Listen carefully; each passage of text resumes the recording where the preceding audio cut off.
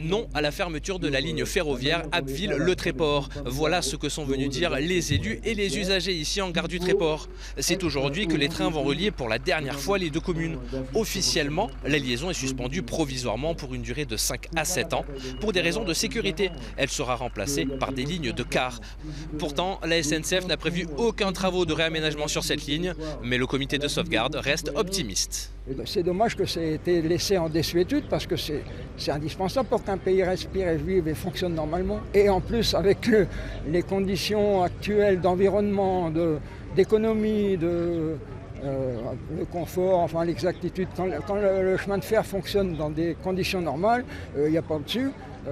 Exactitude, sécurité, confort. Les élus des régions Hauts-de-France et Normandie ont rédigé un courrier commun adressé à Elisabeth Borne, la ministre chargée des Transports, pour demander notamment l'organisation d'une réunion de travail pour sauver cet axe. Alors SNCF Réseau chiffre les travaux à 40 millions d'euros. La région Hauts-de-France se dit déjà prête à en financer la moitié, soit 20 millions d'euros. Si on en est arrivé là aujourd'hui, la SNCF y est pour beaucoup. Quand on voit la ligne, comment elle a été abandonnée, comment elle n'a pas été entretenue.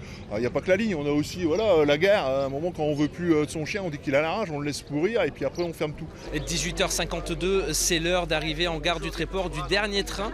Une bien triste nouvelle pour les usagers. Avec le train, c'est en moyenne 40 minutes. Là, avec le bus, c'est un peu plus d'1 heure. Donc, vous voyez, le temps est plus conséquent. Donc, ça fait départ plus tôt le matin. C'est gênant, quoi. Ça a des conséquences, du coup, ça peut avoir des conséquences sur votre quotidien? Ouais, faut s'organiser. Voilà, le matin, il faut commencer plus tôt. Donc, quand on a des enfants, faut les lever plus tôt, il faut les déposer plus tôt en nourrice. C'est des frais supplémentaires aussi. Vous le voyez juste derrière moi, ils étaient une centaine à s'être rassemblés aujourd'hui pour dire au revoir au dernier train. Tous attendent désormais qu'un plan État-région soit mis en place pour trouver des financements et ainsi rénover cette ligne ferroviaire.